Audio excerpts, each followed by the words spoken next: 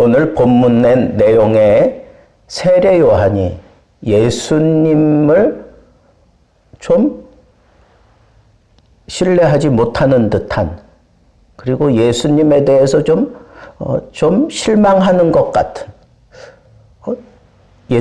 세례 요한이 좀 많이 흔들린 것 같은 그런 모습이 본문에 등장했어요. 왜냐하면 예수님에게 자기 제자 둘을 보내가지고 오실 그이가 당신입니까? 아니면 우리가 다른 사람을 기다릴까? 그렇게 가서 예수님께 질문을 해가지고 그 답을 가지고 오너라. 제자들에게 그렇게 얘기를 했어요. 예수님이 그 제자들이 와서 얘기를 할 때 금방 대답을 했을까요? 아니면 한참 있다가 대답했을까요? 이 동사 시제를 보니까 부정 과거사로 되어 있어. 그러니까 한참 있다가 대답을 한 거예요. 근데 마태복음에는 이 동일한 기사를 다루면서 현재형으로 예수님이 대답한 것처럼 그렇게 돼 있어요. 근데 누가는 상당히 이 글을 쓸 때에 시간, 순서, 장소, 그 다음에 어떤 이 글을 쓰는 어떤 목적, 이런 것들을 분명하게 글 속에다가 표현을 하는, 그러면서 글을 쓰는 사람이에요. 그래서 누가복음과 사도행전을 보면 상당히 이렇게 순서대로 사건들을 쭉 전개해 나가고, 그리고 누가복음은 읽을 때 그냥 읽다 보면 이런 얘기를 지금 하는구나 하는 게 금방 드러나요. 헬라어로 이렇게 들여다보면 이런 게 더 선명하게 드러난다고. 그러니까 누가는 그런 의도를 가지고 썼기 때문에 예수님이 여기 보면 그 제자들이 찾아와서 물었을 때 예수님이 뭘 하고 있었어요? 많이 고치고 있었잖아. 병자를 고치고, 그죠? 그리고 여러 가지로 예수님이 앓는 자, 귀신 들린 자를 쫓아내고, 질병과 고통 때문에 심각하게 앓는 자들을 고쳐내고, 맹인을 보게 하고, 많이 고치시고, 뭐 이런 것들 보니까 이 심각한 질문을 받고 난 이후에 예수님께서 즉각적으로 대답하지 아니하고 이런 일들을 다 하고 난 다음에, 그 다음에 제자들에게 대답을 했어요. 뭐라고 대답했어요? 여기 보니까 너희가 지금 여기서 보고 들은 것을 가서 전해라. 제자들에게 말보다 행동으로 다 보여주신 거예요. 대답을 어떻게 보여주셨어요? 행동으로 보여줬어요. 어떻게? 맹인이 보게 되고, 못 걷는 자가 걷게 되고, 나병 자가 깨끗함을 받고, 귀먹은 자가 들으며, 죽은 자가 살아나며, 그리고 가난한 자에게 복음이 전파된다 하라. 근데 세례 요한이 지금 물어보는 건 뭐예요? 오실 그이, 그건 그리스도를 의미하는 거예요. 다니엘서나 이사야서에 보면 메시아가 오셔서 하나님 나라를 회복시킨다 하는 그런 예언이 되어 있는 것을 온 이스라엘 백성들이 다 알아요. 그러니까 세례 요한과 그 제자들은 어떤 메시아를 기대했던 거예요. 예수님이 오셔서 굉장한 능력을 가지고, 그리고 이 나라를 로마의 속박에서 해방시켜주고, 그리고 압제받는 그런 생활을 다 접어서 평안하게, 그리고 기쁘게 살아가게 만들어 줄 거라고 하는 그런 기대로 꽉 차 있는데, 지금 예수님은 그런 일들을 전혀 안 하고 계신단 말이야. 지금 누구 때문에 이 세례 요한이 감옥에 들어왔어요? 뭐 때문에 감옥에 들어왔어요? 헤롯이 자기 동생의 아내를 강제적으로 빼앗아가지고 자기 부인으로 만들었어요. 자기 부인은 내쫓아버리고. 그러니까 선지자인 세례 요한이 그 일을 가지고 모든 백성들 앞에서 계속 잘못했다고 막 직격탄을 막 날려대니까 괴로운 거예요. 그래서 감옥에 잡아들였어. 잡아들였지만 어찌할 바를 몰랐어요. 왜? 모든 백성들이 참 선지자로 알고 있는 거야. 세례 요한을. 자, 그런 상황 속에서 세례 요한도 나름대로 어느 정도 이제 내가 얼마 살지 못하겠구나라고 하는 그런 생각을 좀 가졌을런지도 모르겠어요. 그러니까 이렇게 조급하게 예수님께 가서 물어본 것은 아닐까 하는 생각이 드는 거예요. 그런데 우리가 여기서 좀 생각할 게 있어요. 뭐냐 하면 세례 요한만큼은 예수님이 메시아라고 하는 그 분명한 사실을 알까요? 모를까요? 알아요. 왜? 예수님이 세례 요한에게 세례 받으러 왔을 때 세례 요한의 그 마음에 성령께서 임하시고 성령께서 분명히 말씀하셨어요. 내가 그 위에 머물러 있는 그 사람이 바로 너희들이 기다리는 그리스도다라고 하는 사실을 분명하게 지시하셨고, 마침 예수님이 오셨을 때 그때 내가 당신에게 가서 세례 받아야 되는데 왜 당신이 나에게 옵니까? 라고 그렇게 대화를 했어요. 그때 예수님이 이제 나에게 세례해라. 이것이 좋으니라. 그러고 놓고는 세례를 베풀 때 하늘이 열리고 하늘의 음성이 들렸어. 이는 내 사랑하는 아들이라. 세례 요한이 그 얘기를 못 들을 리가 없지. 들었어요. 그리고 성령이 비둘기같이 임했어요.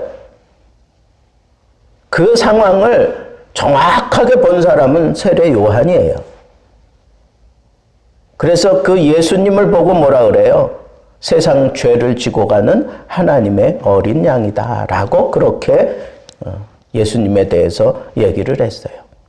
많은 사람들이 그리스도인 줄 알고 세례 요한에게로 몰려들어와서 당신이 그리스도냐 하는 식으로 물었을 때 세례 요한이 뭐라고 대답해요? 나는 그 신발끈 풀고 매는 것 하기도 벅찬 사람이다. 나는 너희에게 세례를 주지만 내 뒤에 오시는 그리스도는 너희에게 불과 성령으로 세례를 주신다. 라고 분명하게 얘기했던 사람이 세례 요한이에요. 그리고 예수님보다 당신이 더 위대하다라고 하는 식으로 자꾸 축켜 세우는 그네들을 향해서 세례 요한이 뭐라 그랬어요? 그는 흥하여야겠고, 예수님을 향해서 그는 흥하여야겠고 나는 쇠하여야 하리라. 세례 요한이 그랬던 사람이란 말이에요. 얼마 전까지만 해도. 그런데 지금 감옥에 들어가서 어느 정도 있었다고 이렇게 갑자기 확 돌변한 것과 같은 그런 모습으로 예수님에게 의심하는 그런 투로 가서 이런 질문을 했느냐고요. 오실 그이가 당신입니까? 당신 참 메시아가 맞습니까? 이렇게 물어본 거라고. 흔들리고 있는 세례 요한의 모습을 여기서 여실히 본단 말이에요. 근데 이해가 안 간다고. 우리가 예수 그리스도를 영접하고 예수 그리스도로 말미암아 우리가 죄를 아주 탈탈 털면서 다 고백을 하고 예수를 영접했을 때의 그 감격과 그 분명한 체험은 이건 평생을 가지고 가는 거예요. 지울 수가 없어. 지워지지가 않아, 그거는. 내가 예수님의 뜻대로 살지 못한다고 할지라도 그 감격과 그 충격은 내 심령에서 지워지지가 않아요. 그게 덕지덕지 뭐 죄로 인해서 아니면 세상 때로 인해서 쌓일 수 있을런지 몰라도 그 사실만큼은 부인할 수가 없다고. 우리가 경험한 영적인 체험만 해도 그런데 세례 요한은 모태에서부터 성령이 충만했던 사람이고 성령의 지시함을 따라 그는 아주 청빈한 삶을 추구하며 광야에서 메뚜기를 먹으며 약대 털옷을 입고 석청을 먹고 그러면서 거룩함을 지키고 순수함을 지켰던 그 세례 요한이 감옥에 좀 들어가 있는다고 이렇게 확 뒤집어지겠느냐고. 이게 좀 도무지 잘 이해가 안 가는 거예요. 그런데 본문의 뉘앙스는 분명히 그래요. 그런데 칼빈이라고 하는 학자 그리고 제롬이라고 하는 학자가 우리에게 아주 선명한 또 빛을 줬어요. 어떤 빛을 줬느냐. 세례 요한이 감옥에 들어가 있을 때 그 뭐라 그래요? 그 옥에 들어가 있는 사람 자주 찾아가서 뭐 옷도 좀 주고 먹을 것도 주고 뭐 이걸 뭐라 그래? 옥바라지 하는 그 제자들이 있었던 것 같아요. 그러니까 여기 그 사회의 그런 소문과 그리고 예수 그리스도의 그 행사 뭐 행하시는 일들을 보고 세례 요한에게 가서 얘기하는 그런 제자들이 있었던 것 같아요. 근데 그 제자들이 예수님이 하는 일에 대해서 그대로 전했을까요? 아니면 자기들의 생각을 거기에 얹어가지고 전했을까요? 내가 볼 때는 자기 생각을 거기 많이 얹어가지고 요한에게 전했을 거예요. 왜? 보세요. 지금 세례 요한이 이런 질문을 한다는 게 이게 참 도무지 이해가 잘 안 가는 부분이 너무 많아. 근데 이렇게 생각해 보자고. 제자들이 와가지고 세례 요한을 찾아와서 늘 이런 식으로 얘기하는 거야. 선생님, 우리가 그렇게 믿고 그렇게 따르고 있는 예수라고 하는 사람이 이런 일을 합니다. 병자도 고쳐내고 죽은 자도 살려내고 그리고 많은 백성들이 그를 쫓아다니며 귀신도 쫓아내고 이 놀라운 일들, 사람으로서는 감히 감당할 수 없는 그런 일들을 하는 게 맞습니다. 그런데 그는 그리스도는 아닌 것 같아요. 왜? 그리스도라면 이렇게 힘들고 어려워하는 이 백성들을 위해서 뭔가를 좀 해야 되는 거 아니에요? 세례 요한에게 자꾸 그런 식으로 얘기했을 거라는 생각이 들었어요, 저는. 분명히 예수님에게 능력이 있고 분명히 뭔가 하나님께서 함께 하시는 것 같은 그런 모든 현상들은 다 나타나는데 정작 그는 그리스도는 아닌 것 같아요. 왜? 왜 이 백성들을 이대로 그냥 놔두느냐고요. 메시아가 오셔서 하나님 나라를 다시 건설하고 이 백성들을 위로하고 이 백성들을 하나님의 백성으로 온전하게 세워준다고 그렇게 성경에 얘기해왔고 우리 모든 백성들이 그걸 기다리고 있는데 예수님이 그런 걸 얼마든지 할 수 있는 그런 능력이 많은 분임에도 불구하고 왜 이 백성들을 그렇게 구원해주는 메시아 그 사역은 하지 않느냐고 그렇게 얘기를 했을 거예요. 그래서 세례 요한이 아니야, 너희들이 그럼 가서 예수님에게 가서 직접 너희들의 그 궁금증을 좀 풀어봐라. 어떻게 하면 되겠습니까? 가서 이렇게 해봐. 오실 그이가 당신입니까? 당신이 메시아입니까? 이게 동일한 질문이에요.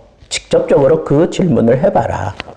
그러면 그분이 너희에게 분명한 대답을 해 주실 거야. 그러면서 제자들을 보냈어요. 왜? 그 제자들이 예수님과 대화하면서 예수님에 대한 확신을 직접 갖게 하려고. 그냥 먼 발치에서 구경하는 구경꾼의 모습으로는 이 제자들이 변화될 수 없다라고 생각하니까 세례 요한이 너희들이 가서 내 이름을 가지고 가서 내 질문이라고 그러면서 예수님에게 직접 가서 너희들의 궁금증을 내려놓고 예수님으로부터 대답을 들어라 하는 식으로 보낸 거예요. 세례 요한은 그런 의미로 제자들을 보냈을 거다. 칼빈은 그렇게 얘기를 해요. 그러니까 궁금증이 좀 해결이 되는 거예요. 제자들의 믿음을 세워주기 위해서, 세례 요한이 자기 제자들의 믿음을 세워주기 위해서 예수님과 직접 대면하게 만들었다는 거예요. 그러니까 제일 마지막에 예수님이 이런 얘기를 한 거야. 나로 인하여 실족하지 않는 자는 복되다. 세례 요한이 예수님 때문에 지금 실족할 단계에 이르렀다, 이런 얘기하고 싶어서가 하는 게 아니라 지금 예수님이 이 행하는 이 모든 일에 대해서 생각하는 바가 다른 거예요. 하나님 나라에 대한 그 기준이 다른 거예요. 너희들은 성경에서 오실 그이가 메시아고 그분이 하나님의 나라를 세우는 분이다 라고 생각하면서 지금의 이 상황을 로마의 압제에서 해방시켜 주는 것을 요구하는데, 그걸 위해서 내가 능력을 해강하고 그걸 위해서 내가 어떤 힘을 쏟기를 원하는데, 나는 이스라엘 백성들의 그 억압된 상황만 해결하기 위해서 온 메시아가 아니다라고 하는 사실을 예수님께서는 그네들에게 돌려서 말한 거예요. 직접적으로 얘기할 수가 없는 거지. 하나님의 나라는 무력으로 이루는 나라가 아니야. 어떤 그런 권능을 행해서 사람들한테 뭐 굉장한 깜짝 쇼를 보여주면서 두려움을 갖게 하고 그 뭐 어떤 영역을 차지하는 나라가 아닌 거예요. 진정한 하나님의 나라는 성경이 얘기하는 대로 독사굴에 아이들이 손가락을 넣어도 아무렇지도 않고, 사자와 어린이가 함께 뒹굴며 지내도 아무렇지도 않고, 광야에서 물이 터져 흐르고, 뭐 이런 식으로 사람이 생각하는 그런 어떤 자연적인 현상, 어떤 인간적인 그런 현상의 유토피아를 만드는 게 하나님의 나라가 아니에요. 하나님의 나라는 어떤 거예요? 여기 보니까 고통 받는 자가 없어야 돼. 병자도 없어야 돼. 눈먼 자도 없어야 돼. 귀머거리도 없어야 돼. 그리고 죽은 자도 없어야 돼. 뭐 여기 열거가 다 돼 있잖아. 그러면서 예수님께서 마지막 도장을 꽉 찍은 게 뭐예요? 가서 이렇게 믿는 자들이 일어나고, 병자가 치유받고, 귀머거리가 듣게 되고, 소경이 눈을 뜨고, 뭐 이런 얘기를 쭉 하면서 제일 마지막에 뭐라 그래요? 제일 마지막에 뭐라고 도장을 딱 찍었어요? 복음이 전파된다 하라. 복음이 전파된다 하라. 지금 예수님이 하시는 일은 뭐냐? 복음을 지금 전파하고 있는 거예요. 복음이 머물러 있었고, 복음이 삐딱하게 그냥 이렇게 서 있었는데, 예수님으로 말미암아 다시 이 복음이 흘러가게 되었다. 복음이 지금 전파되고 있다라고 하는 것을 세례 요한에게 가서 전해라. 이 얘기를 들었을 때 혹 세례 요한도 그 제자들이 그런 대답을 가져오고 그 얘기를 들었을 때 어떤 생각을 했을까? 그래, 하나님의 나라는 이런 거지.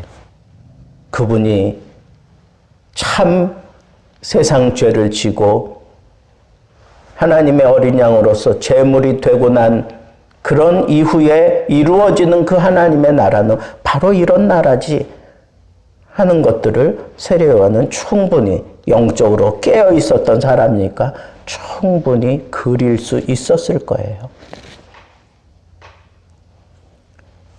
저는 오늘 말씀을 통해서 이거 하나만 꽉 붙잡으면 될 것 같아. 뭐냐? 내가 지금 예수 믿는다고 하는 것. 이것은 내 심령에 느껴져야 돼. 어떻게 느껴져야 될까? 예수 그리스도가 내 안에 계시는 거예요. 예수를 영접하는 자, 그 이름을 믿는 자들에게는 하나님의 자녀가 되는 권세를 주셨다. 그러니까 예수를 영접한다. 그 얘기는 뭐예요? 내 안에 모신다는 거예요.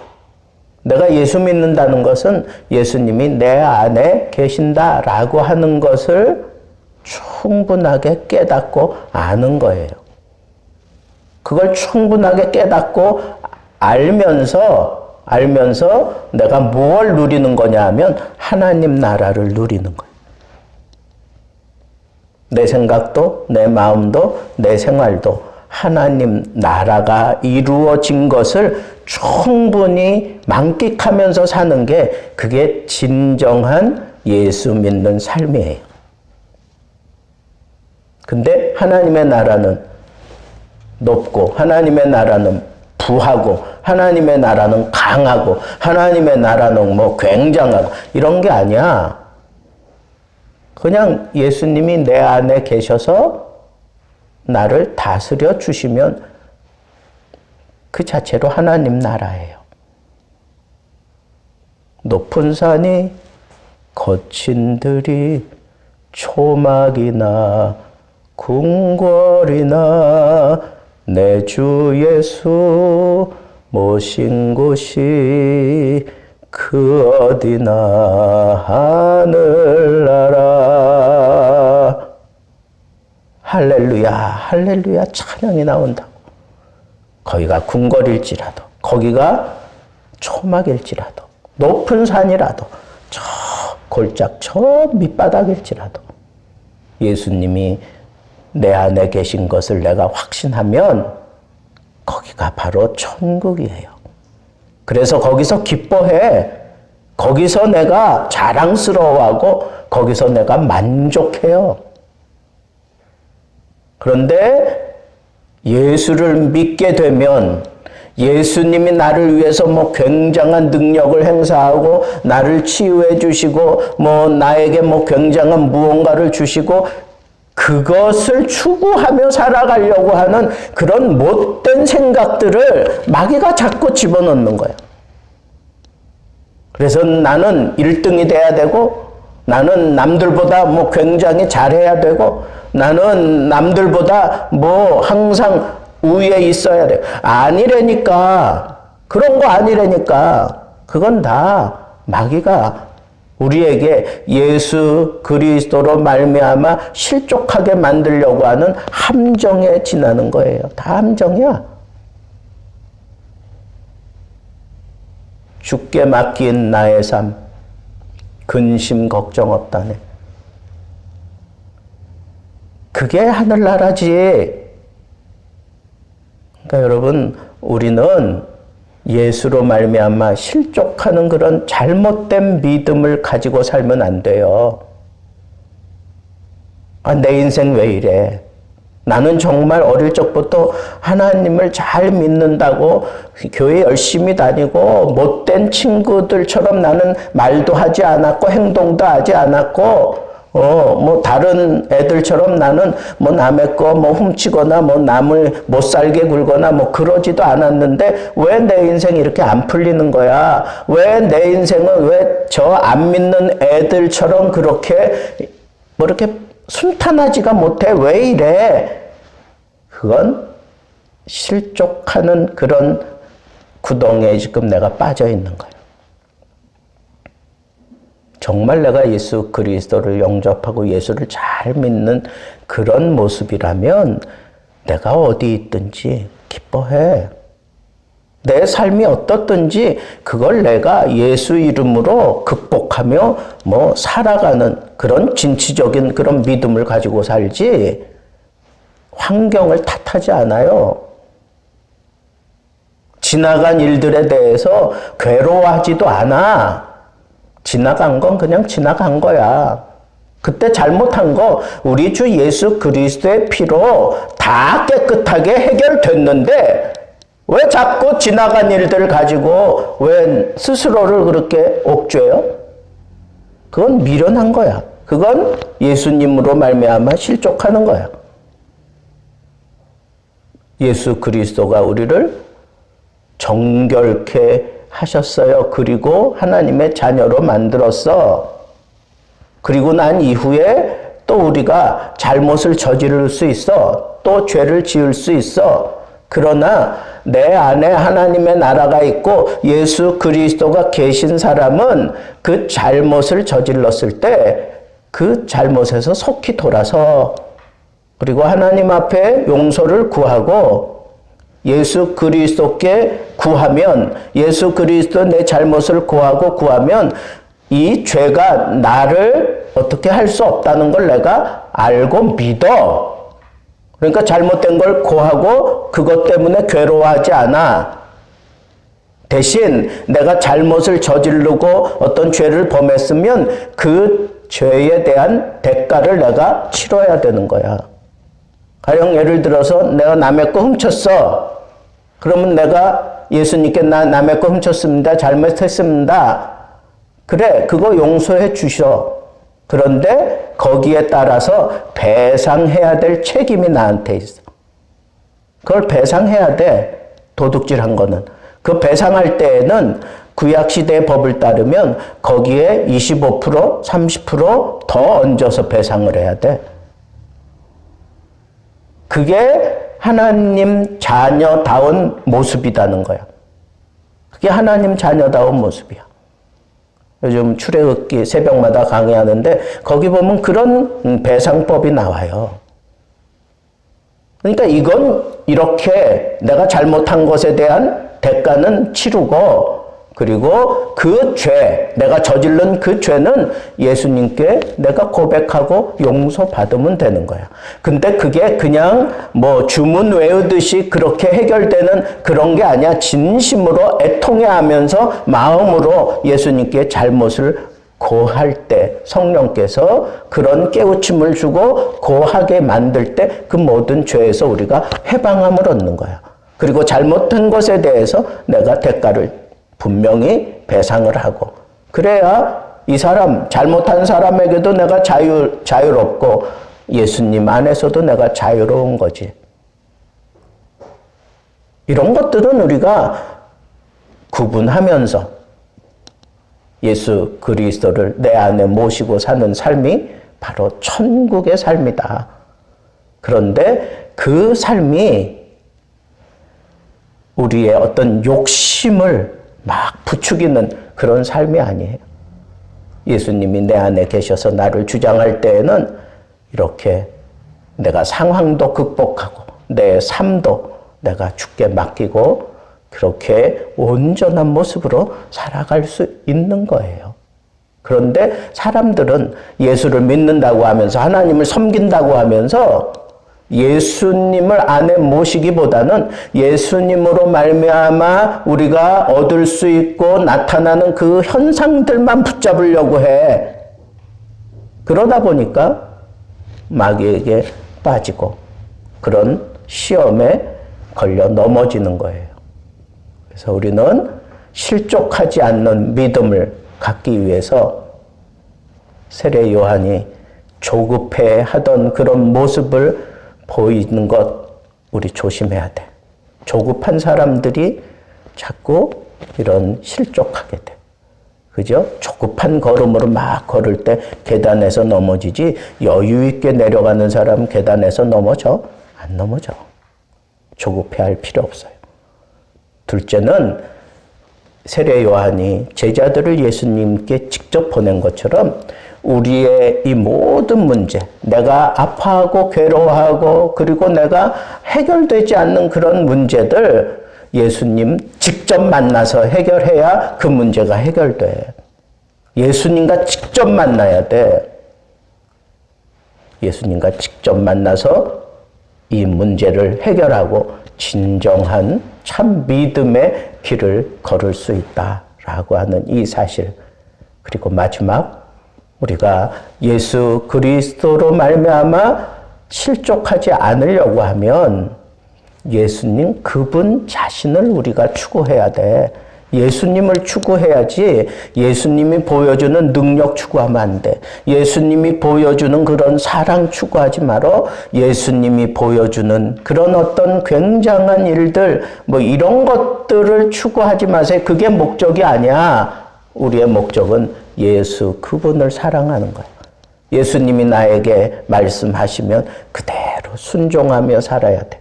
예수님이 나에게 뭘 주면서 이렇게 해라. 그래야 순종하는 게 아니야. 그냥 예수님이 말씀하시니까 순종하는 거야.